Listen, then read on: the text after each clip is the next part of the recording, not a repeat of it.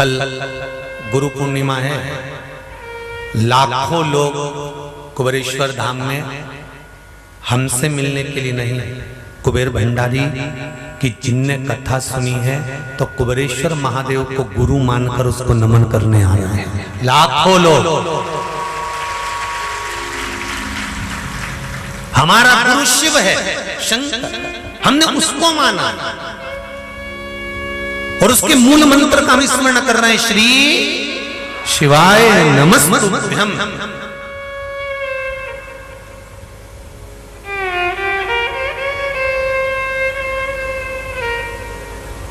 हमारा मूल मंत्र भगवान का हम जप करते हैं, भगवान शंकर की भक्ति और भजन कीर्तन मंत्र जाप नित्य। पूर्णिमा कल की है और सावन का महीना लग जाएगा। जब आप शंकर के मंदिर में जाओ, शिव मंदिर में दुनिया के लोग आएंगे, आपके मुख से जब श्री शिवाय नमस्तुभ्यम 5 मिनट सबके मुख से निकलवाना, आपकी माला वहीं पूरी हो जाएगी और शिव आपको स्वीकार कर ले। शंकर का मंदिर गुरु मानकर जाना। शिवालय में शंकर नहीं, तुम्हारा पिता है, माता है, बाप तुम्हारा बेटा है, गुरु तुम्हारा बेटा है। उसकी शरणागति में जाकर एक लोटा जल चढ़ाना मतलब अपने पिता से अपने मन की बात, अपने गुरु से अपने हृदय की बात कह देना। दशरथ जी महाराज के घर में संतान नहीं हुई, उन्होंने किसी से नहीं कहा कि मुझे दुख क्या है। दशरथ जी ने अपने मन का दुख किसी से नहीं कहा। दशरथ जी ने अगर अपने मन का दुख कहा तो अपने गुरु जी से कहा, गुरुदेव 3 धर्म पत्नी है मेरी, पर मेरे घर में संतान नहीं है। और गुरु शंकर का एक स्वरूप होता है। शिव और गुरु, शिव का एक स्वरूप है, शंकर का एक स्वरूप है। और शिव गुरु साधारण नहीं होता। देवता देते हैं तो पल्ला झाड़ कर देते हैं, और मेरा महादेव देता है तो छप्पर फाड़ कर देता है। शिव गुरु साधारण नहीं होता। दशरथ जी ने अपने गुरु जी से कहा, मेरे घर में संतान नहीं, मेरी 3 धर्म पत्नियां हैं, अवस्था बढ़ती चली जा रही है, मैं खुद उम्र बनती चली जा रही है, अब आप बताओ कि मेरे घर में संतान कैसे होगी। मैंने दुनिया का अनुष्ठान कर लिया, मैंने दुनिया का सारा कार्य कर लिया, क्या करूं मैं।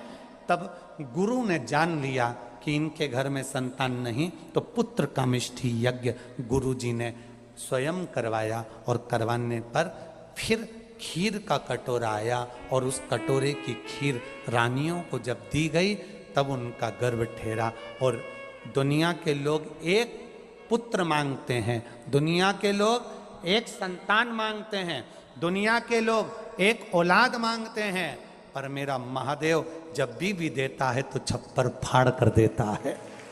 छप्पर फाड़ कर मेरे शिव ने दिया, मेरे ओघड़ी ने दिया, मेरे शंकर ने दिया। एक नहीं दिया, कितने दिए? 4। आज बहुत कीमती सी चीज आपको दे रहे हैं गुरु पूर्णिमा के अवसर पर, बहुत कीमती सी चीज दे रहे हैं। प्रैक्टिकल जरूर करना कि सियोर वाला महाराज झूठ तो नहीं बोल दिया। बहुत कीमती सी चीज है, पर हर जगह पर उसको प्रयोग मत करना, हर जगह पर उसका प्रयोग मत करना। उसका प्रयोग करना जब बहुत ज्यादा उलझन में हो, बहुत टेंशन में हो, बहुत तकलीफ में हो, और तुमसे कोई भिड़ रहा है, तुम्हारे ऊपर आक्षेप कर रहा है, तुमको बहुत तकलीफ दे रहा है, और उस समय पर तुम अगर कुर्सी पर बैठे हो, सोफे पर बैठे हो, सिंहासन पर बैठे हो, तो अपने पुरुष अपने सीधे पांव का और महिला अपने उल्टे पांव का अंगूठा पृथ्वी पर टिकाकर अशोक सुंदरी का स्मरण कर ले। उतनी देर में आपका जो मन का टेंशन है, चिंता है, जो सामने उलझन आकर खड़ी है, 7 से 8 मिनट लगता है, धीरे धीरे धीरे धीरे हल होना प्रारंभ हो जाता है।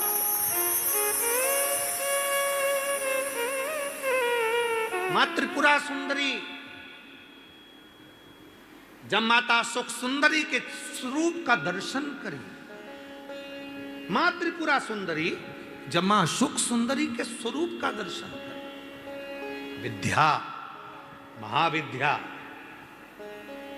माता त्रिपुरा सुंदरी,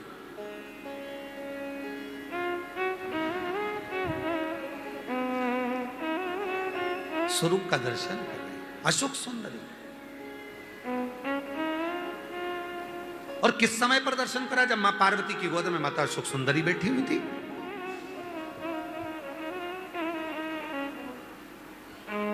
और माता पार्वती जी की गोद में जब अशोक सुंदरी बैठी हुई थी और त्रिपुरा सुंदरी को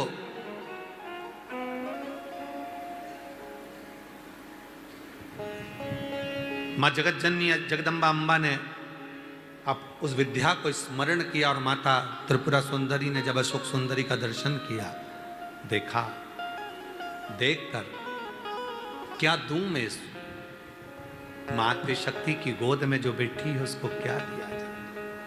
त्रिपुरा सुंदरी जी कहती हैं कि हे देवी अशोक सुंदरी, तुम मेरे त्रिपुरारी की पुत्री हो और मैं त्रिपुरा सुंदरी मेरे त्रिपुरारी का स्मरण कर कर कहती हूं, संसार का कोई मनुष्य जब अपने पैर के अंगूठे को भूमि पर स्पर्श करेगा, उस समय पर पंजा एड़ी सब ऊपर होता है, अंगूठा केवल थोड़ा सा अंगूठा पांव का स्पर्श होता है। उस समय पेड़ी ऊंची, पंजा ऊपर, पांव का नीचे का जो भाग, खड़ा भाग नहीं, नीचे का भाग भूमि पर स्पर्श होता है। और उस समय पर जो अशोक सुंदरी तुम्हारे नाम का स्मरण करेगा और जो उस स्मरण में पाएगा, त्रिपुरा सुंदरी कहती है मैं स्वयं त्रिपुरा सुंदरी उसकी उलझनों को समाप्त कर कर उसके जीवन को खुशियों से भर। ये त्रिपुरा कह रही है, ये विद्या कह रही है, मां त्रिपुरा सुंदरी।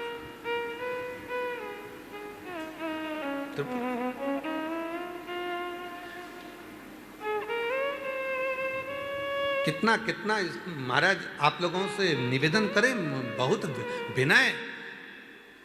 शरीर में रोग आ गए हैं ना, अजान दो, बीमारी वो महाराज, वो तो आज का समय हो गया जो कई मंदिरों में भगवान शंकर के शिवलिंग को स्पर्श नहीं करने देते।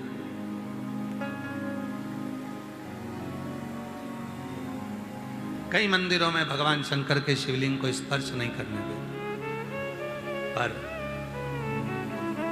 शिव पुराण की कथा कहती है, जब स्त्री हो, पुरुष हो, बेटी हो, बेटा हो, स्वस्थ हो, बीमार हो, पशु हो, पक्षी हो, जानवर हो, चाहे जलचर हो, चाहे थलचर हो, चाहे वायुचर हो, जब किसी शिवलिंग का स्पर्श करते हैं और याद करते हैं, उसी समय से संकट कटना प्रारंभ हो जाता है। स्पर्श मात्र, स्पर्श मात्र, स्पर्श। कई लोग कहते गुरुजी सावन महीने की शिवरात्रि आती है, आप कहते हो कि सावन, आपने आज की बात है, भोजनशाला में एक माता जी, भोजनशाला में सब माताएं सेवा करने आती है, कोई सब्जी कतरने आप मायके में आए हो ना तो सेवा करने आते हो, कोई सब्जी कतरता है, कोई पंडाल की झाड़ू लगाता है, कोई मंदिर की झाड़ू लगाता है, कोई पीछे भोजन परोसता है, कोई कुछ काम करता है, कोई बर्तन साफ कर देता है, कोई कुछ काम करता है, तो कुछ माताएं सेवा कर देती। आपने पिछले वर्ष कहा था कि सावन के महीने के सोमवार और सावन के महीने में पड़ने वाली शिवरात्रि का व्रत और शंकर के पार्थिव शिवलिंग का निर्माण जो करता है, पूरे साल जितने व्रत, जितने उपास, जितनी साधना, जितने नियम होते हैं, उन सबका पुण्य फल सावन के सोमवार का व्रत करने से और सावन के महीने की शिवरात्रि करने से, उसमें पार्थिव शिवलिंग का पूजन करने से प्राप्त हो जाता है। तो उनको हम आज फिर कहना चाहते हैं, अगर बन सके स्कंद पुराण पढ़िएगा, शिव पुराण पढ़िएगा, गीता प्रेस गोरखपुर की शिव पुराण लाकर पढ़िए, स्कंद पुराण लाकर पढ़िए, नर्मदा पुराण लाकर पढ़िए, लिंग पुराण लाकर पढ़िए, और बन सके तो ब्रह्म वैवर्त पुराण लाकर पढ़िए। उसमें आपको मिलेगा कि जब सावन के महीने की शिवरात्रि पर कोई पार्थिव शिवलिंग का पूजन कर कर उसका स्पर्श मात्र कर लेता है तो उसको किसी भी नरक के मार्ग पर जाना नहीं पड़ता, उसके लिए सारे मार्ग सुलभ होते हैं। उसे किसी मार्ग पर, गलत मार्ग पर, नरक के मार्ग पर वो जा ही नहीं सकता, भले जिंदगी में कितना पाप कर दिया उसने, कितना ही पाप कर दिया।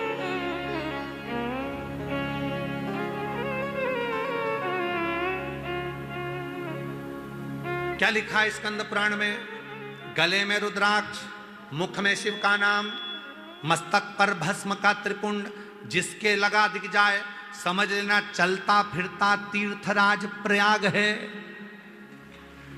त्रिवेणी का संगम, रुद्राक्ष, मुख में शिव नाम और मस्तक पर त्रिपुंड का तिलक, भस्म का तिलक, तो ये तो त्रिवेणी संगम, गंगा यमुना सरस्वती तीनों का संगम हो गया। तो चलता फिरता प्रयाग, मेरी जीजियां कोई मस्तक पर तिलक लगा लेती है, मुख में श्री शिवाय नमस्ते, गले में रुद्राक्ष पड़ा है, तो लोग कहते हैं हम तीर्थ करने गए थे। हम कई पतियों से कहेंगे, तुम कहते हो कि मैं प्रयाग जा रहा हूं, मत जाओ, अपनी पत्नी का मुख देख लो। अगर गले में रुद्राक्ष पहनी है, मस्तक पर त्रिपुंड लगाई है और मुख में शिव का नाम है, अपनी पत्नी का मुख देखना प्रयागराज के दर्शन के बराबर पुण्य फल प्राप्त हो जाए। हम फिर निवेदन करेंगे, आज की जो पूर्णिमा है, प्रयास करो भोलेनाथ जी को एक श्वेत चावल का दाना शंकर भगवान को समर्पित जरूर करो। और रात्रि के समय पर जब चंद्र पूर्ण आनंद के साथ में हो और यदि कोई शरीर में बहुत ज़्यादा कोई रोग ग्रसित हो गया है, कोई चर्म रोग हो गया है, कोई शरीर में कोई भयंकर रोग हो गया है, तो छोटी सी बेलपत्र शंकर भगवान पर चढ़ी हुई चंद्रमा की रोशनी में चंद्रमौलेश्वर महादेव का नाम लेकर औषधि के रूप में उसको चबा चबा कर खा लो। चंद्रमा की रोशनी में उससे वो औषधि का काम करेगी और तुम्हारे रोगों को समाप्त करेगी। चंद्रमौलेश्वर महादेव का स्मरण करो। कौन से महादेव? चंद्रमौलेश्वर। और चंद्रमौलेश्वर महादेव की, चंद्रमौलेश्वर। पूर्णिमा का जो व्रत है भगवान विष्णु का भी है तो शिव का भी है, दोनों से करते हैं। क्यों करा जाता है पूर्णिमा का व्रत? पूर्णिमा का व्रत करने का कारण क्या है बताइए? आप इतने सालों से कर रही हो, कई माताएं कर रही होंगी पूर्णिमा का व्रत, एक समय फलाहार करती हैं, एक समय भोजन करती हैं। भोजन में खीर का होना जरूरी होता है पूर्णिमा के व्रत में, दूध की सामग्री होना जरूरी होती है पूर्णिमा के व्रत में। 12 महीने की पूर्णिमा करो मना नहीं है। और पूर्णिमा उठाने का भी समय होता है चैत्री, चैत्र के महीने की जो पूर्णिमा होती है चैत्री पूर्णिमा पहली पूर्णिमा मानी जाती है, इसलिए चैत्री पूर्णिमा को सिद्ध पूर्णिमा कहते, कार्य सिद्धात्री पूर्णिमा कहते हैं, सिद्ध करने वाले। मनोरथी पूर्णिमा कहते हैं।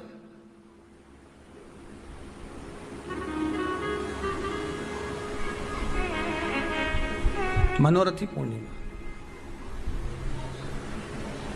इसलिए पूर्णिमा का व्रत कहां से उठाया जाता है? चैत्र के महीने की पूर्णिमा से पूर्णिमा का व्रत उठाया जाता है कि मैं महीने की पूर्णिमा करूंगी तो चैत्र पूर्णिमा से उसको उठा लिया जाता है। पर उसका एक नियम रहता है, आप फलाहार करें अपनी जगह पर है, पर एक समय भोजन कर रहे हैं वो अपनी जगह पर, भोजन के साथ में मीठे के साथ थोड़ा दूध की सामग्री होना जरूरी होती है। और क्यों करते हैं पूर्णिमा का व्रत, किस लिए किया जाता है, क्यों करा जाता है, उसका व्याख्यान वर्णन शिव महापुराण के अंतर्गत स्कंद पुराण में लिखा गया। स्कंद पुराण में वर्णन किया है श्री वेद व्यास जी महाराज ने, कहा ये पूर्णिमा का व्रत इसलिए किया जाता है कि व्यक्ति का जब मन गलत भ्रम में जाने लगता है, मन जब गलत जगह पर जाने लगता है, तो ये मन को गलत जगह पर ले जाने वाला कौन होता है? तो कहा ये चंद्र होता है। व्यक्ति की राशि के अंतर्गत, व्यक्ति की पत्रिका के अंतर्गत, व्यक्ति की ग्रह दशा के अंतर्गत जब चंद्र बेकार चलता है तो व्यक्ति अच्छा करते करते भी बेकार करने लग जाता है। चंद्र डोल रहा है। कई माताएं कहती हैं गुरुजी हमारे बेटे को आशीर्वाद दीजिए, बहुत गलत संगत में जा रहा है, मतलब समझ जाना कि चंद्र गड़बड़ जा रहा है। बेटी अगर गलत मार्ग पर जा रही है,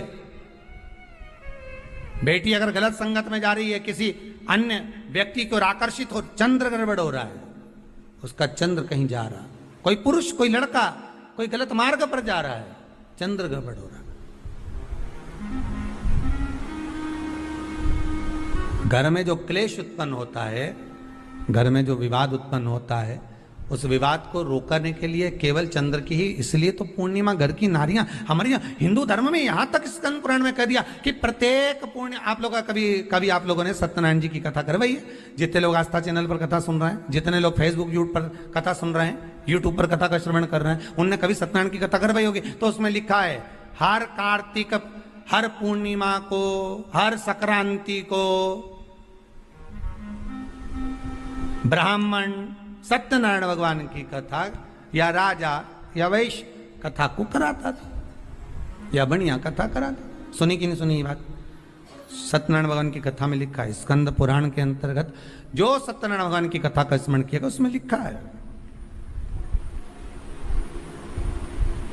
प्रत्येक संक्रांति पूर्णिमा को सत्यनारायण की कथा करवाने लगा और ये योनि को प्राप्त हुआ, इस योनि से छूटा, इस योनि में गया। लिखा है, सब कुछ लिखा है। अब उत्ते से समझ जाओ कि पूर्णिमा को सत्यनारायण की कथा करने का बोला है, तो पूर्णिमा को सत्यनारायण की कथा का क्यों बोला? वैसे तो रोज कराओ सत्यनारायण जी की कथा, प्रतिदिन कराओ, मना नहीं है। आप क्या कोई विशेष फंक्शन है आप सत्यनारायण जी की कथा करवा, पर पूर्णिमा संक्रांति को और संक्रांति को पूर्णिमा को सत्यनारायण की कथा का स्मरण क्यों करवाया गया? क्योंकि पूर्णिमा के दिन अगर ये भगवान का व्रत रख लेगी, पूर्णिमा के दिन अगर ये खीर का प्रसाद बना लेगी, थोड़ा सा दूध की कोई सामग्री बना लेगी और भगवान को भोग लगा देगी, भले सत्यनारायण भगवान के भाव से बनाए, भले सत्यनारायण जी के निमित्तार्थ बना, पर अगर इसने सत्यनारायण भगवान के निमित्त से बना, पर पूर्णिमा के दिन अगर ये व्रत रखेगी, उपास रखेगी या कोई सामग्री बनाकर भगवान की पूजन कर लेगी, तो इसके घर में जो अशांति है वो शांति में बदल जाएगी। इसलिए कई घरों में आज भी सत्यनारायण भगवान की पूजन हर पूर्णिमा को करती है। माता किताब लेके बैठ जाती है, तुरंत उन्हें ऑफिस जाना, कहीं काम पे जाना, और तुरंत उसने जल्दी कलश रखा, कलश नहीं भी रखे तो भगवान की पूजन कर रखे, ब्राह्मण देवता को बुला लेगी, ब्राह्मण नहीं आएंगे तो खुद कर लेगी, पर करती जरूर है। इतना सा आटा सेक लेगी, पंजेरी बनाई, सीरा बनाई, मिठाई रख दो, कुछ भी करेगी, पर सत्यनारायण की कथा कर ले, उन्हें लग गया उसमें। मतलब पूर्णिमा को करना है, उसको करने से क्या होता है? शांति रहती है, शीतलता रहती है। जिसके घर में हर महीने की पूर्णिमा को खीर बनती हो, ध्यान दीजिएगा, बहुत सुंदर संवाद चल रहा है, बहुत ध्यान देने वाली बात है। प्रत्येक महीने की पूर्णिमा को जिसके घर में दूध की सामग्री बनती हो, दूध की सामग्री तैयार होती हो, खीर प्रसाद तैयार होता हो, उसके घर में कभी क्लेश नहीं हो सकता। चाहे सास बहू एक दूसरे के सामने वो कहे ना, वो सांप और नेवले की लड़ाई क्यों ना, फिर भी शांति हो जाती है। पर प्रत्येक महीने की पूर्णिमा होना चाहिए। ये नहीं कि तुमने एक महीने की पूर्णिमा पे बना लिया और दूसरे महीने की पूर्णिमा को गायब कर दिया। फिर किसी ने कह दिया आज चूरमा तो बन रहा है, दाल बाटी तो बन रही है चूरमे के साथ में, लड्डू बन रहे हैं, तो काय को खीर बना रही हो? तो तुमने अब वो खीर प्रसाद। जैसे प्रदोष व्रत का जो उद्यापन होता है, प्रदोष के व्रत का जो उद्यापन होता है, उसमें सबसे मूल क्या है प्रदोष व्रत के उद्यापन में? कि दो चीजें मूल है प्रदोष व्रत के उद्यापन में, कि आप प्रदोष का व्रत करो तो या तो 11 करो प्रदोष तब उद्यापन करो, या 26 प्रदोष करो तब उद्यापन करो, या उससे ज्यादा कर लिए तब उद्यापन, तुम्हारा मन हो जब उद्यापन करो। पर उद्यापन की मूलता में दो चीजें, कि प्रदोष के दिन के एक दिन पहले गणेश जी की पूजन हो जाना चाहिए। उद्यापन की जो पूजन होती है वो पहले गणेश जी की पूजन एक दिन पहले हो प्रदोष के, और प्रदोष वाले दिन फिर हवन यज्ञ पूजन करा। और हवन में क्या चीज जरूरी है? खीर बनाकर 108 बार शंकर जी की नाम की पार्वती के साथ की आहुति देना जरूरी है। खीर की महत्वता है।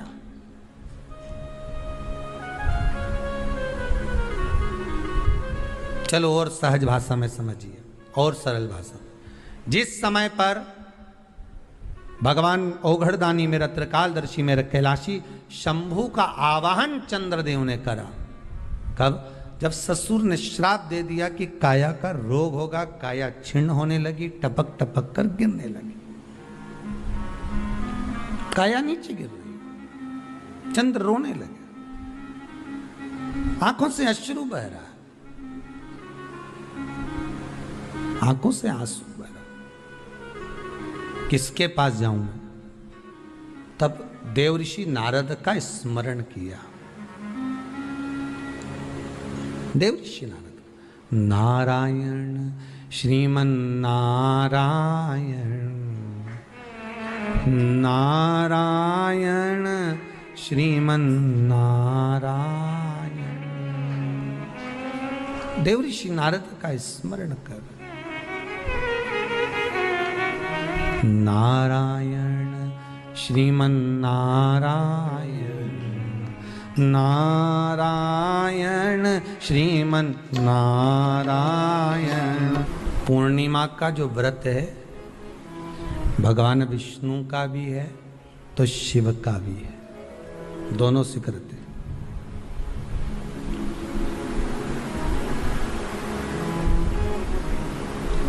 दोनों स्वीकृत है। जिसका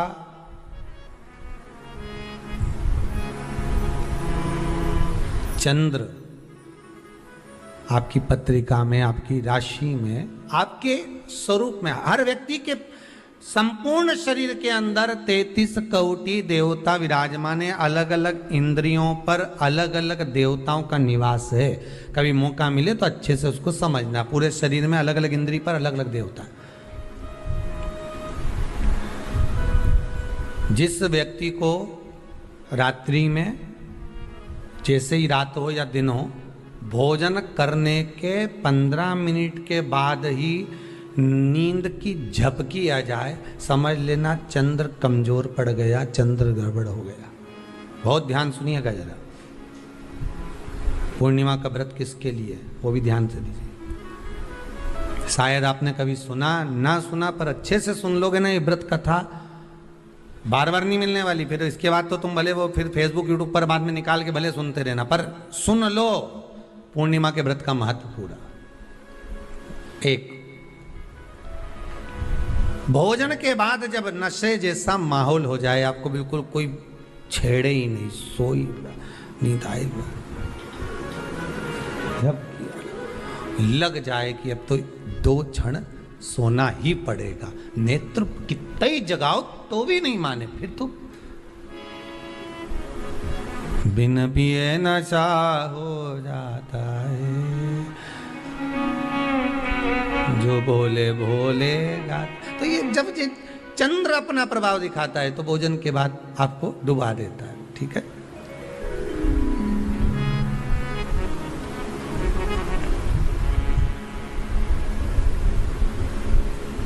एक बहुत सरल भाषा में कहेंगे, आपको थोड़ा समझना पड़ेगा कि कहीं कहीं आपने सुना होगा कि 14 और पूर्णिमा पे कहीं गया होगा इसलिए ऐसा हो गया। बोले सुना है कि नहीं सुना? 14 पूर्णिमा पे कहीं गया होगा या 14 पूर्णिमा पे कहीं गई होगी तो ऐसा हो गया। क्यों कहते हैं, उसका कारण क्या है? आखिर बात 14 पूर्णिमा को क्यों लोगों ने बदनाम कर दिया कि 14 पूर्णिमा पे कहीं गई होगी तो बाल खोल के गई होगी, या ऐसा करा होगा तो वैसा करा होगा तो ऐसा हो गया, या ये चीज़ इसके साथ में ऐसा हो गया, या एक्सीडेंट हो गया, या ये चीज़। कारण क्या होता है? क्यों पूर्णिमा और अमावस्या के समय पर ही ज़्यादा एक्सीडेंट के योग बनते हैं? क्यों पूर्णिमा अमावस्या के अंतर्गत ही ज़्यादा कष्ट के योग बनते हैं, बीमारी को पनपने के? कारण क्या होता है? उसका क्रम क्या है? कारण क्या है? उसका एक कारण है आपके चंद्र की महत्वता घट जाना। जब चंद्र की महत्वता घटती है तब जाकर शरीर में कहीं ना कहीं रोग की मात्रा बढ़ जाती। और रोग अपना प्रभाव चंद्र के कारण दिखाना प्रारंभ, पर मन में बेचैनी नहीं हो, बेचैनी रहे, नींद नहीं आ रही है, कुछ मन में ऐसा लग रहा है कि कुछ होने वाला है, मन में स्थिरता नहीं आ रही, समझ लेना कि चंद्र गड़बड़ हो गया है। अब इस चंद्र को साधना है तो शिव तत्व में जाना पड़ेगा। फिर कुछ मत करिए, पूर्णिमा का व्रत चालू कर दीजिए। क्या करना है? केवल पूर्णिमा का व्रत चालू कर दो। और कितना प्रभाव है पूर्णिमा के व्रत का? घर में 50 लोगों का परिवार है, 15 लोगों का परिवार है, 20 लोगों का परिवार है, और परिवार में से अगर एक पुरुष या एक स्त्री कोई भी पूर्णिमा का व्रत करता है तो पूरे परिवार के लोगों का चंद्र संवर जाता है, पूरे परिवार के लोगों का चंद्र सुधर जाता है। पूर्णिमा के व्रत का इतना प्रभाव शास्त्र कर रहा है, स्कंद पुराण कर रही है बात। पर व्रत कब से लेना है? पूर्णिमा का, चैत्र की पूर्णिमा से, ठीक है? नहीं तो तुमने सोचा इतना महत्व सुना है पूर्णिमा के व्रत का तो मैं तो आज से ही नहीं खाऊं कछू, आज से ले लूँ। तो ये हर कोई सब तुम्हारा मर्जी पड़े, तुम तो आधी रात को उठ के भोजन करने लगो तो ये कहीं वर्णन नहीं, तुम तो आधी रात के नहा लो तो ये कोई महत्व? तो हर चीज़ का एक समय होता है कि इतनी बजे उठना, इतनी बजे मंजन करना, ये करना, ये समय पर फलाहार करना, ये समय पर ये, तो ये सब चीज़ का एक समय होता है, हर चीज़ का एक समय।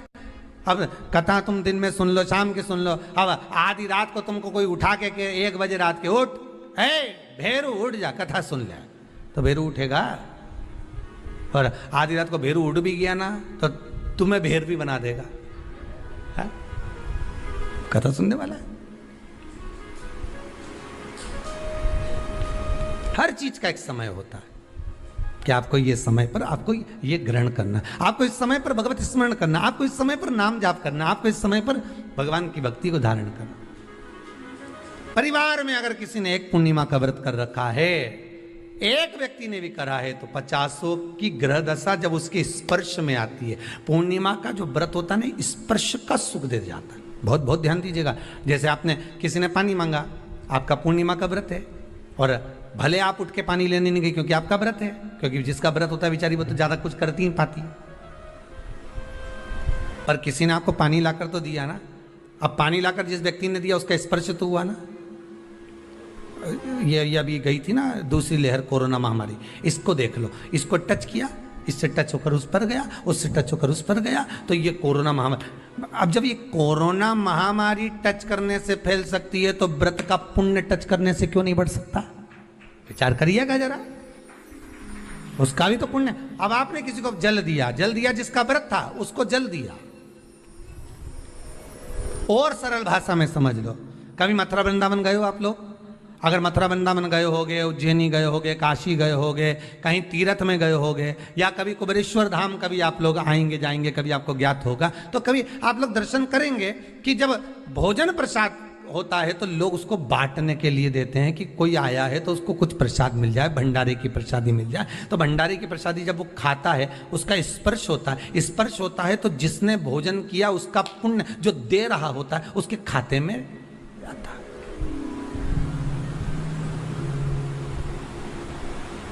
उसके खाते में गया वो। पूर्णिमा के व्रत का नियम है, घर में एक सदस्य भी कर रहा है, किसी ने उसको भोजन बनाकर थाली में कुछ प्रसाद फलाहार सामग्री दी, उसका स्पर्श बड़ी बहू को हुआ, बड़ी बहू रसोई घर में गई, उसने बाकी की चीज़ों को छू लिया, उसको देवरानी ने छू लिया, देवरानी ने कोई बर्तन छुआ, उससे तीसरी देवरानी ने देखा, उसने कोई चीज़ छू ली, तो वो छूते छूते छूते छूते वो पूर्णिमा का प्रभाव पूरे घर के लोगों को हो जाता है, और उनका चंद्र इतना प्रबल हो जाता है कि अपने आप उनकी बेचैनी, उनकी आलसता समाप्त हो जाती है। नहीं तो एक व्यक्ति के कारण पूरे चंद्र दशा खराब। एक दुखी तो सब दुखी, एक सुखी तो सब सुखी। वो देख ले कि हाँ इसको सुख मिल गया है, अब ठीक है।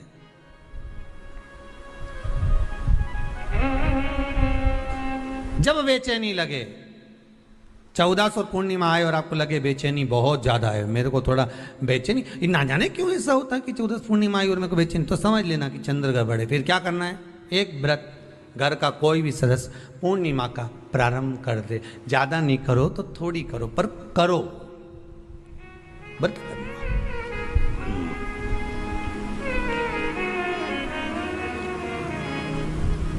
बहुत क्लेश हो रहा हो,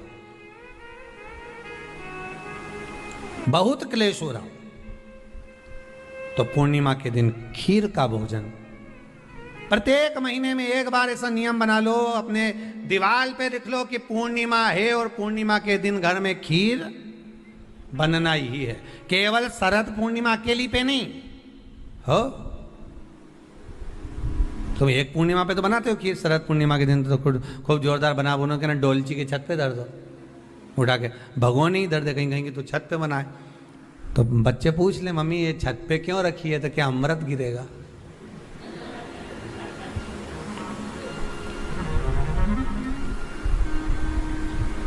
अब बोलो जम के जरा, क्या गिरेगा? अमृत गिरेगा। अच्छा, अब शिव महापुराण की कथा, स्कंद पुराण तो कहती है पूर्णिमा के महत्व को जो दर्शाया जाता है कि शरद पूर्णिमा के दिन चंद्र में से अमृत तत्व गिरता है, पर कब गिरता है? अरे जम के तो बोलो, जब उस खीर का ढक्कन हटा हुआ, केवल खीर का नहीं अपना भी ढक्कन हटाओ, तभी तो अमृत गिरेगा।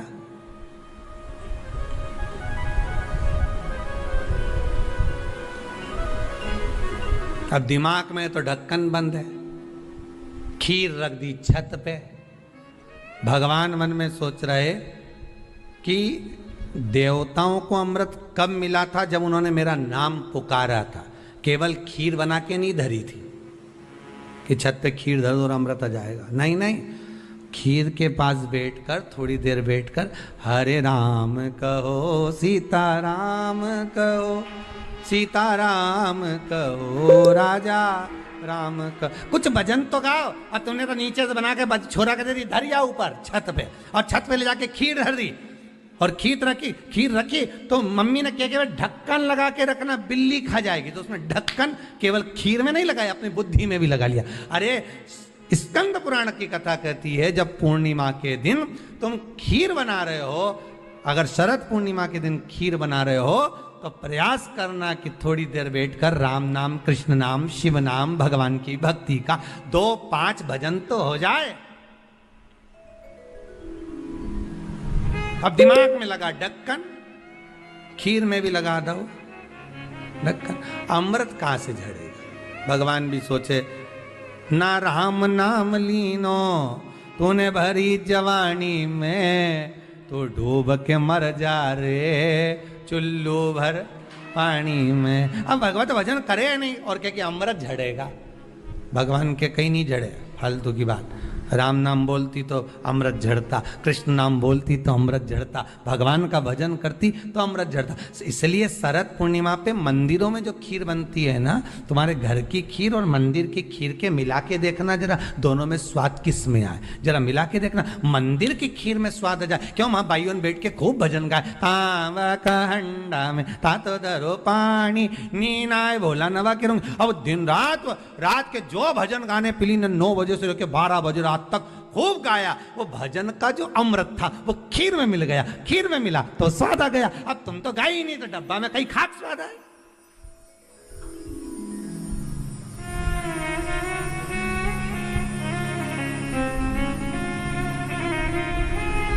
अब रात्रि को छोरा से क्या, जा खीर उठाना नीचे, जो खीर लेके आया ने खा के देखी तो ये खीर तो फटी गई, अब खीर ही फट गई।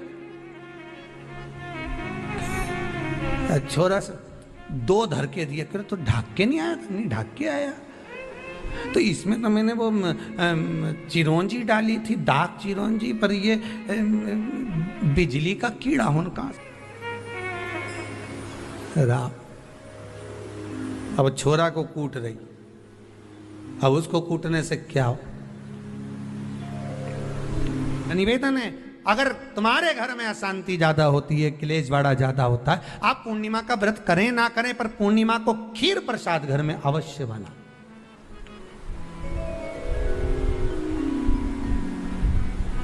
12 महीने की पूर्णिमा करके देखने में क्या जा रहा है? देख लो बना के, नहीं तो ना तो सीहोर वाला महाराज तुम्हारे यहाँ खाने आ रहा है, नहीं तो खीर तो अपने घर में ही है। कोई महाराज तो नहीं आएगा खाने के लिए कि सीहोर वाला महाराज को तुम खीर का डब्बा पहुंचा दो कि हर महीने की पूर्णिमा को तुम्हें ही खाना है, तुम्हें ही बनाना है। इतनी सी बना लो, पर बनाओ, देखो कि घर में शांति होती कि नहीं होती। बनाकर जाने में क्या जा रहा है? नहीं तो खीर तो है ही सरी, अगर शांति नहीं हुई तो खीर तो है, खा ही लेंगे। पर बना के देखने में कुछ जा रहा है क्या? बनाओ, उसकी महत्वता को जानना है। ये जो हवन में, यज्ञ में खीर की जो आहुतियां छूटती हैं, ये इसका महत्व बहुत है महाराज। आप समझें ना समझें वो आपकी जगह पर आपके यहां जब विद्वान ब्राह्मण, कोई विद्वान ब्राह्मण आपके यहां जब यज्ञ कराने आए, हवन कराने आए, वास्तु पूजन कराने आए, जब माता रानी का हवन, किसी भी रूप का यज्ञ कराने के लिए आए और वो खीर की आहुतियां जब छुड़वाए, तो आप पूछना कि खीर की आहुति का फल कितना, प्रताप फल कितना। पूरे यज्ञ में वो खीर की आहुतियां लक्ष्मी के लिए जो दी जाती है, वो लक्ष्मी की वृद्धि कर देती।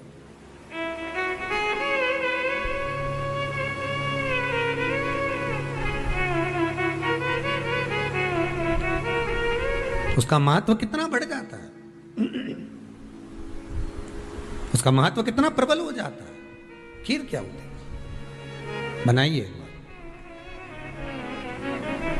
पूर्णिमा के व्रत का महत्व चंद्र से, और जिसके यहाँ क्लेश हो, कोई व्यक्ति मीठा बोलकर आपसे स्नेहवश, प्रेम बढ़ाकर, स्नेह बढ़ाकर, आपसे प्रेम वात्सल्यता करुणा स्नेह बढ़ाकर जब आपसे कुछ धन लेकर चले गया हो, और अब आप उससे मांग रहे हो, आप उससे लेना चाहते हो और फोन कर रहे हो, मिलने जा रहे हो कि मेरा पैसा दे दे भैया, और वो प्रेम खत्म कर चुका है, स्नेह खत्म कर चुका है, धन नहीं दे रहा, वहां पर भी ये पूर्णिमा का व्रत काम करता है।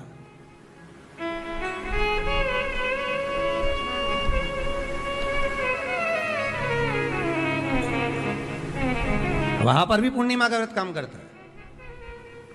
कहा व्रत करने वाला व्यक्ति जो पूर्णिमा का व्रत करता है, चावल का, अक्षत का, श्वेत वस्त्र में, सफेद कपड़े में अक्षत रखकर, जो जिससे धन लेना है प्रेम वश लेकर गया है, स्नेह वश लेकर गया है और नहीं दे रहा है, उसका स्मरण कर कर ब्राह्मण देव को दे देने पर भी महाराज चंद्र की दशा सुधर कर लक्ष्मी का भाव वापिस प्राप्त हो जाता है, पुनः वापिस।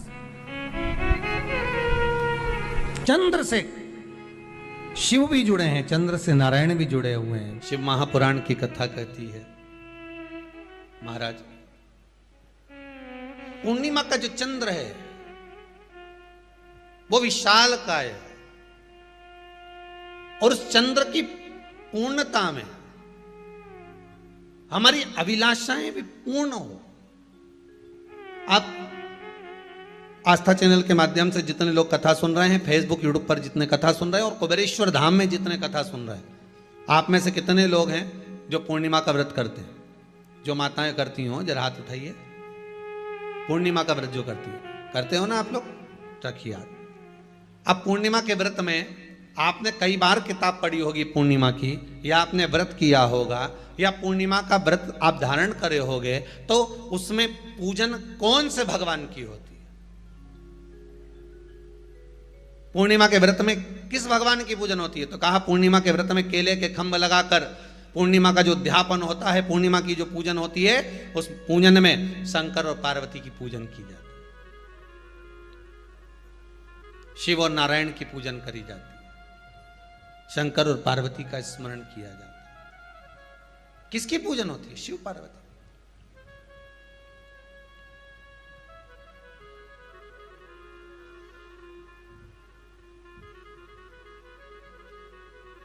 क्यों शंकर और पार्वती का पूजन क्यों करा जाता है पूर्णिमा के व्रत में? क्योंकि शिव और माता पार्वती ही केवल एक ऐसे हैं जिन्होंने अपूर्ण लक्ष्मी को भी पूर्ण बना दिया था। किसको पूर्ण बनाया है? लक्ष्मी। पूर्णिमा के दिन अगर आप शंकर भगवान को एक लोटा पानी अगर शिव को समर्पित कर रहे हो, श्वेत पुष्प को रखकर शंकर जी के ऊपर सफेद फूल को चढ़ाकर अगर एक लोटा जल भी एक पात्र जल भी शंकर को समर्पित कर रहे हो, तो ये लक्ष्मी के लिए ही तो कर रहे हो। और कौन सी लक्ष्मी? पूर्ण लक्ष्मी। पूर्ण लक्ष्मी।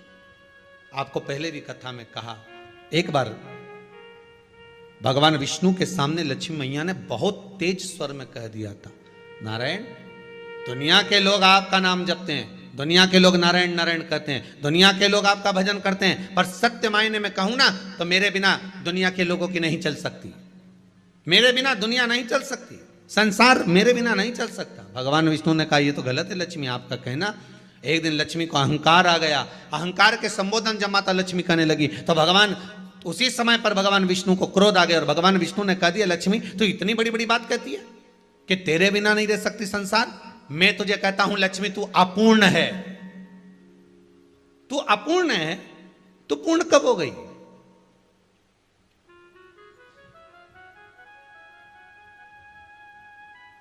तेरी पूर्णता कहां हो गई? लक्ष्मी की आंख से आंसू बहने लगे। आज आपने मुझे अपूर्ण कहा है।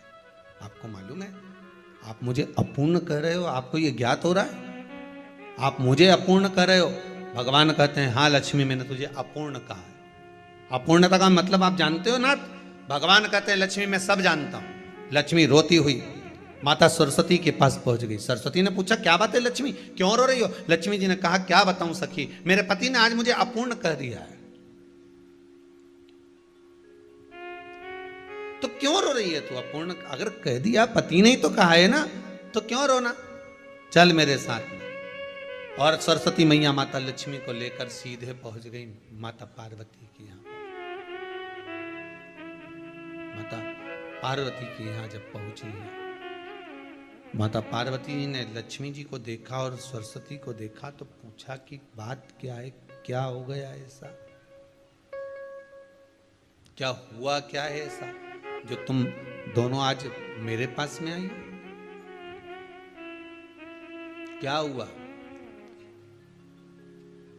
पार्वती जी कुछ बोलती, शिव जी का ध्यान माता सरस्वती की ओर और लक्ष्मी की ओर गया और भगवान शंकर जान गए कि आज भगवान नारायण ने लक्ष्मी जी को अपूर्ण कहा है। अब देखें माता पार्वती क्या कर सकती है, इसको पूर्ण बनाने के लिए करेगी क्या? क्या हुआ? माता सरस्वती जी बोली, लक्ष्मी को अपूर्ण कह दिया। अपूर्ण कह दिया? हाँ, तो क्या सोचना उसके लिए, इसको मैं अभी पूर्ण बना देती हूं। माता जगत जननी पार्वती ने गोदी में विराजमान गणेश जी को उठाया और उठाकर लक्ष्मी जी की गोद में दे दिया। ले लक्ष्मी, आज से तू पूर्ण हो गई। लक्ष्मी, आज से तू पूर्ण है। गोदी में जब तक संतान नहीं है तो नारी को लोग अपूर्ण समझते हैं, पर माता पार्वती जी ने संपूर्ण ब्रह्मांड में एक सिद्धता प्रदान कर दी कि अपने गोदी के लाल को, अपने गोदी के पुत्र को माता ने लक्ष्मी की गोद में देकर लक्ष्मी को पूर्ण बना दिया। वो दिन कौन सा था? पूर्णिमा का दिन था। पूर्णिमा के कितने व्रत होते हैं? बोलते जाओ जरा, जल्दी जल्दी बोलो। पूर्णिमा के नारियों को, स्त्रियों को अखंड सौभाग्य के लिए, जो नारी वैधव्य नहीं होना चाहती है, उस नारी को पूर्णिमा के कितने व्रत करना चाहिए? जिस नारी के यहाँ संतान नहीं हो, औलाद नहीं हो, उसको पूर्णिमा के कितने व्रत करना चाहिए? जिस नारी का पुत्र, पति बहुत बीमारी से ग्रसित हो, लग रहा हो कि ये मेरा बेटा बहुत बड़ी बीमारी में घिरा हुआ है, तो नारी को कितने व्रत करना चाहिए? स्वयं भगवान कृष्ण ने माता यशोदा को द्वापर में भी बताया है। कि पूर्णिमा के 32 व्रत होते हैं। कितने व्रत होते हैं? 32।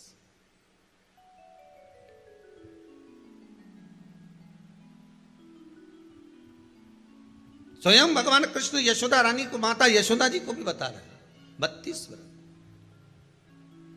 अब आपको किसी ने बता दिया होगा कि 8 कर लो, 7 कर लो, 6 कर लो, 12 कर लो, इसलिए आपने बोला कि 12 कर लीजिए, 32 कर लीजिए। अरे यहां तो द्वापर की कथा भी कहती है। यशोदा जी ने एक बार भगवान कृष्ण को रोक कर कह दिया, ए कन्हैया रुको। कन्हैया बोले, बोलो माँ क्या बात है? कन्हैया जरा रुकिए, इधर आओ जरा। भगवान कृष्ण आए। हाँ माँ बोलिए। किस जगह का प्रसंग है ये? जिस समय पर राधा रानी कुरुक्षेत्र में नंद बाबा और यशोदा जी को लेकर कुरुक्षेत्र के कुंड में, ब्रह्म सरोवर में स्नान कराने के लिए लेकर जाती है, ग्रहण का समय पर। और जब भगवान कृष्ण उस कुरुक्षेत्र के उस सरोवर में स्नान करने आते हैं, तब यशोदा जी ने अपने लाला से प्रश्न किया है, पूछा है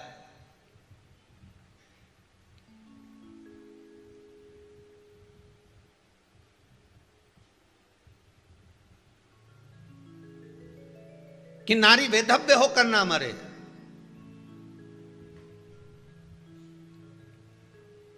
उसका पति कोई रोग से ग्रसित ना हो, उसका पुत्र किसी रोग में ना पड़े। अरे भाई कितना सुंदर संवाद लिखा है। अगर किसी माता का पुत्र मान लो किसी नशे में डूबा हुआ है, कोई नशा कर रहा है और गलत नशा है, आपको लग रहा है कि ये नशे में डूबा हुआ है, आपको लग रहा है कि ये गलत जगह पर डूब गया है, आपको लग रहा है कि मदिरापान में, मांसाहार में या अधिक गांजा आदि का जो भी नशे होते हैं, जितने भी नशे, उसमें डूब चुका है। और माँ उसको समझा रही है, तू नशे में मत डूब, तू इस काम को मत कर, तू ये गलत कर्म मत कर। माँ उसको समझा कर हार गई।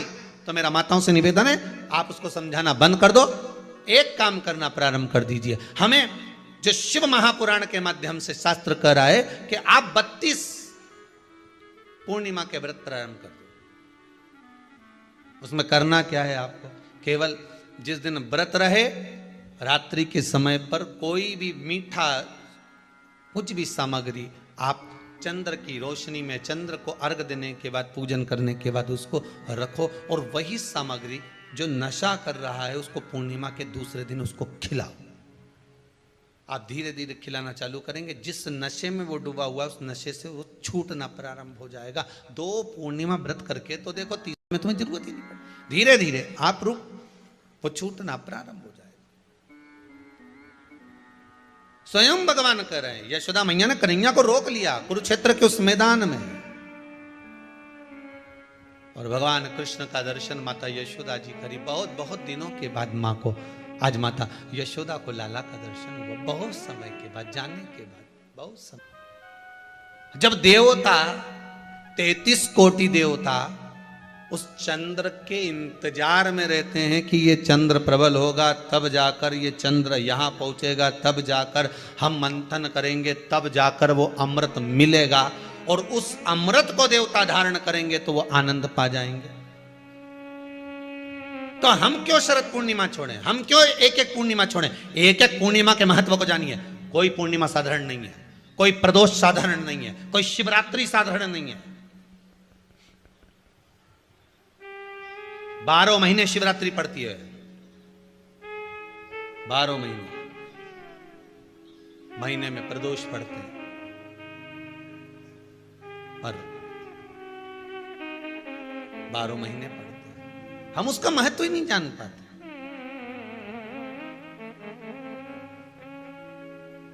कौन से प्रदोष पर क्या करना है, कौन सी पूर्णिमा को क्या धारण करना है, कौन सी शिवरात्रि पर। कई लोगों को तो यहां तक नहीं मालूम था कि भाई श्रावण के महीने में भी शिवरात्रि आती है। वो तो बस लोगों के कि शिवरात्रि का पूजन हुआ, तो उसका स्मरण क्यों छोड़े हम? अगर ये वेद और शास्त्र ब्राह्मणों को दिए गए हैं, ये वेद और शास्त्र विद्वज्जन को दिए गए हैं, तो इसका स्मरण होना चाहिए कि हम निकालकर जनमानस तक ये चीज पहुंचाएं कि हमें इस दिन ये पूजन करना है। उसका स्मरण होना चाहिए।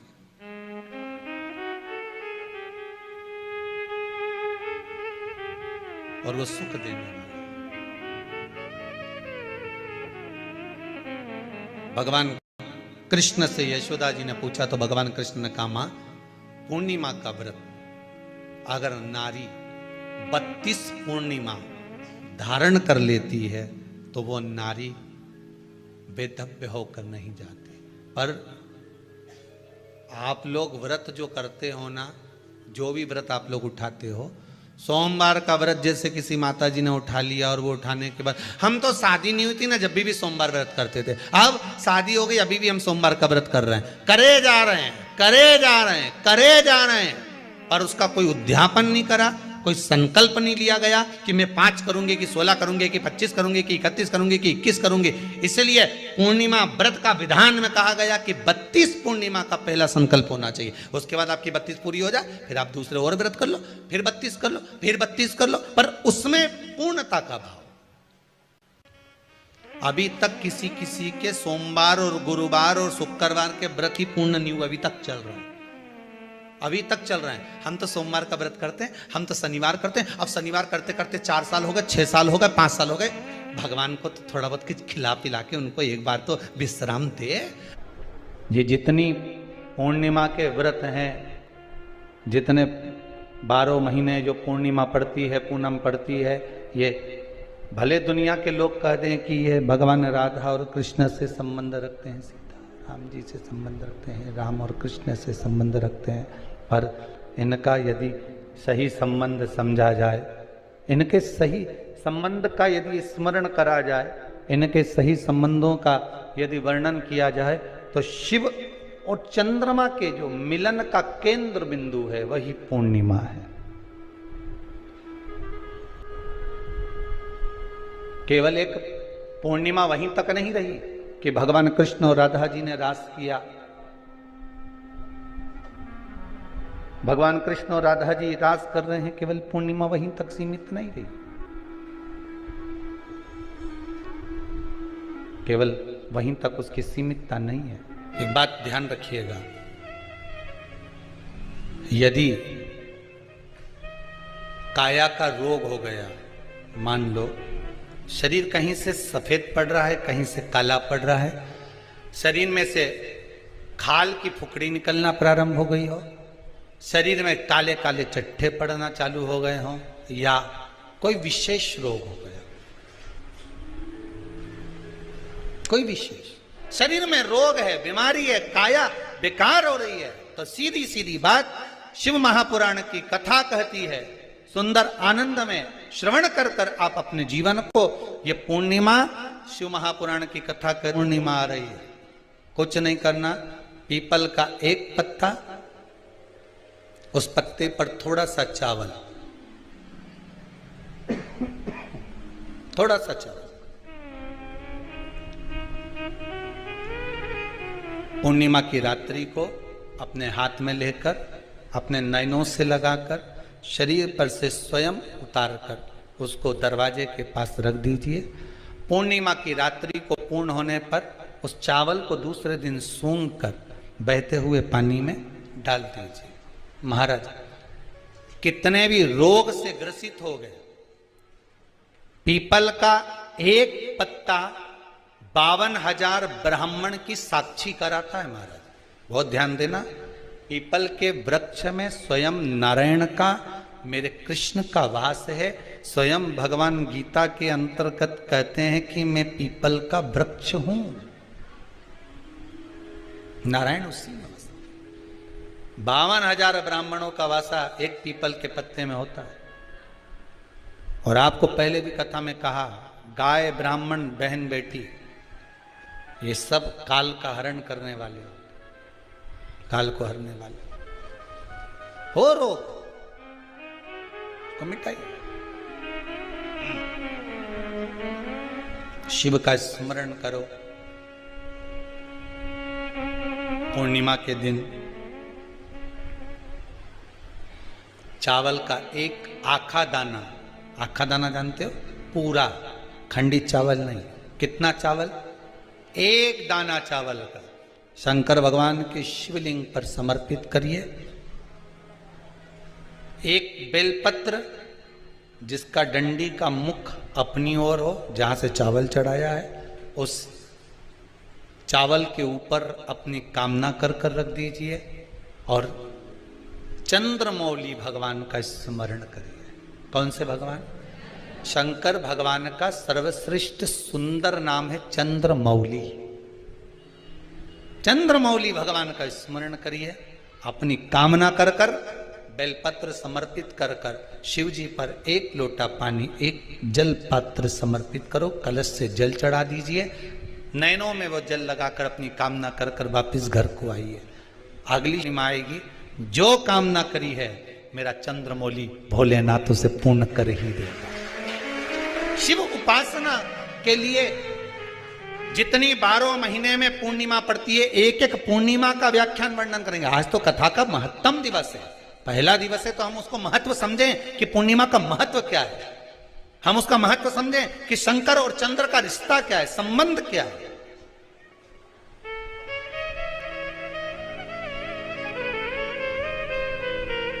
भगवान ने जितनी पूर्णिमाएं बनाई है, जितने नक्षत्र बनाए, जितनी घड़ी बनाई, जितना पल बनाया, जितना समय बनाया, ये शंकर भगवान ने जो बनाया ये गलत नहीं बनाया, श्रेष्ठता के लिए बनाया, जग के उद्धार के लिए, संसार के उद्धार के लिए बनाया। अब उसका प्रयोग आप करें ना करें ये आपके ऊपर है।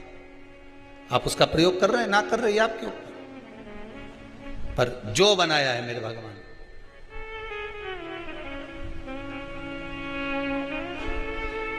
शिव देने। आज भी शिव महापुराण की कथा वर्णन करती है, जो बच्चे पढ़ने बैठे, विद्या अध्ययन करने बैठे और यदि पढ़ने के बाद उनके विवेक में, बुद्धि में वो चीज नहीं बैठ रही है, याद नहीं रह रहा, तो 2 महादेव ऐसे हैं जिनका स्मरण करना चाहिए। एक है कपिलेश्वर महादेव और दूसरे हैं आनंदेश्वर महादेव। और माताओं से निवेदन है, जितनी भी मेरी माताएं बैठी हैं, जितनी मेरी जीजियां बैठी हैं, जितने मेरे जीजा बैठे हैं, जितनी मेरी बेटियां बैठी हैं, जितने मेरे बुजुर्ग माँ बाप बैठे हैं, उनसे निवेदन करो, प्रत्येक माता को स्मरण में रहना चाहिए। आप बच्चे से कहती हो पढ़ पढ़ पढ़ पढ़ पढ़, पढ़ता नहीं, आप उसके पीछे पड़ जाती हो, वो पढ़ता नहीं, पढ़ भी लेगा तो याद रहता नहीं, स्मरण नहीं रहता। खुद बैठो, बच्चा कितना भी ट्यूशन चले जाए, कितनी भी कोचिंग चले जाए, कितने भी अच्छी कोचिंग में जाकर पढ़ ले, पर प्रत्येक घर की माता को, प्रत्येक घर के पिता को एक काम करना चाहिए, कम से कम 15 मिनट, 20 मिनट, आधा घंटा अपने बच्चों को पढ़ाने के लिए जरूर बैठना चाहिए। कई माताएं कहती हैं गुरुजी हमने ट्यूशन लगा दी, कोचिंग लगा दी, भले लगा दो, अपना बेटा है, तुम्हें नहीं आता ज़्यादा पढ़ाना, फिर भी उसके पास बैठो, वो कॉपी लेकर बैठेगा, पढ़ेगा, जितनी देर बैठ सकते हो उसके पास बैठो थोड़ा। और एक काम जरूर करो, उसको अच्छी विद्या अध्ययन कराओ, पढ़ाओ, साथ में आनंदेश्वर महादेव, कपिलेश्वर महादेव, दोनों का नाम लेकर थोड़ा सा जल शिव जी को चढ़ाओ और वो जल उस बच्चे को जरूर पिलाओ जिसकी बुद्धि में, जो याद करता है भूल जाता है, या पढ़ने में मन नहीं लगता, ध्यान नहीं लगता, खेलने में मन लगता है, ज़्यादा ध्यान पढ़ाई में नहीं जाता, उसको आनंदेश्वर महादेव और कपिलेश्वर महादेव, ये 2 ऐसे। आनंदेश्वर महादेव, आनंद वो बालक जो जन्म लेते से ही अपनी माता को ज्ञान देते हैं, और कपिलेश्वर महादेव, कपिल मुनि, वो जो जन्म लेते से ही अपनी माता देहूति को ज्ञान देते हैं। ये 2 विद्वत्ता के विषय, विद्वत्ता की दोनों। कौन कौन से महादेव हैं? पहले जम के बोलो, आनंदेश्वर महादेव, दूसरे कपिलेश्वर, आनंदेश्वर और कपिलेश्वर। शिव कथा कह रही है 2 महादेव ऐसे हैं, एक आनंदेश्वर, एक कपिलेश्वर, जो बुद्धि प्रखर कर, बुद्धि प्रबल कर। और हम तो यहां तक कहेंगे जो बुजुर्ग माताएं हो जाती हैं, बूढ़े जो हो जाते हैं, बुजुर्ग हो जाते हैं, अवस्था ज़्यादा हो जाती है, स्मरण शक्ति नहीं रहती, बार बार भूल जाते हैं, हाथ पैर में कंपन होने लगता है, थोड़ा थोड़ा हाथ धूजने लगता है, शरीर थोड़ा थोड़ा धूसता है, अपने आप उसके शरीर में कंपन रहता है। तो निवेदन है, एक दुर्वा शिव जी पे चढ़ाएं कपिलेश्वर महादेव के नाम से। उस दुर्वा को प्रदोष काल में, शाम का जो समय होता है, प्रदोष काल का जो समय होता है, उस समय पर उस दुर्वा को धीरे धीरे चबा चबा कर खाना प्रारंभ करें। 3-4 प्रदोष करेंगे, धीरे धीरे हाथ धूजना बंद हो जाएगा और स्मरण शक्ति प्रबल होगी। कपिलेश्वर महादेव, और दूसरे नंबर पर क्या है, आनंदेश्वर। ये 2 महादेव ऐसे हैं जिनका स्मरण विद्या को तीव्रता देता है। पूर्णिमा में भगवान शंकर को चावल का दाना चढ़ाकर पुत्र की कामना करी जाती है, संतान की कामना करी जाती है। यदि कोई नारी, कोई स्त्री श्वेत अक्षत, श्वेत पुष्प पूर्णिमा के दिन शिव को समर्पित करती है, उसके गर्भ से संतान जरूर होती है। वो बिना संतान के रह नहीं सकती, उसको संतान की प्राप्ति जरूर।